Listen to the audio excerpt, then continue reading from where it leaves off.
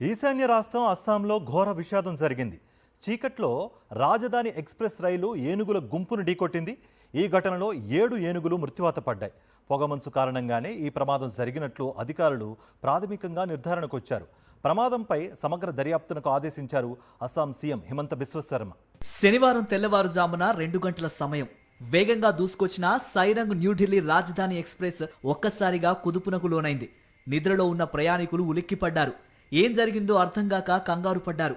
Loco pilot break వేసిన speed కి rail engine సహా 5 బోగీలు పట్టాలు తప్పాయి.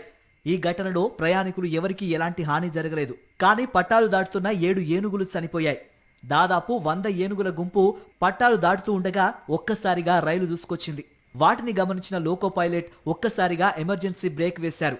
అయినా ఫలితం దక్కలేదు. రాజధాని ఎక్స్ప్రెస్ ఢీకొట్టి 7 ఏనుగులు మృత్యువాత పడగా మరో గున్న ఏనుగు గాయపడింది.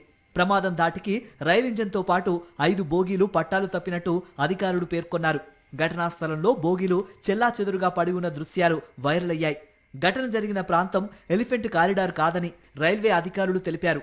పట్టాలపై ఏనుగుల గుంపును చూడగానే లోకో పైలట్ ఎమర్జెన్సీ బ్రేకులు వేశాడని, అయినప్పటికీ ప్రమాదం జరిగిందని వివరించారు. పొగమంచు కారణంగా ఈ ప్రమాదం జరిగిందని అటవీ శాఖ అధికారులు అంటున్నారు. పక్కనే ఉన్న అడవి నుంచి ఏనుగుల గుంపు కొండలను దిగి రైలు పట్టాలపైకి వచ్చి ఉంటుందని భావిస్తున్నారు. రైల్వే, అటవీ శాఖ అధికారులు ఘటనా స్థలానికి చేరుకొని దర్యాప్తు చేపట్టారు. రైలు ఢీకొట్టి ఏనుగులు చనిపోవడంపై అసోం ముఖ్యమంత్రి హిమంత బిశ్వ శర్మ తీవ్ర విచారం వ్యక్తం చేశారు. ఈ విషాద ఘటనపై సమగ్ర దర్యాప్తు చేపట్టాలని సంబంధిత అధికారులను ఆదేశించారు.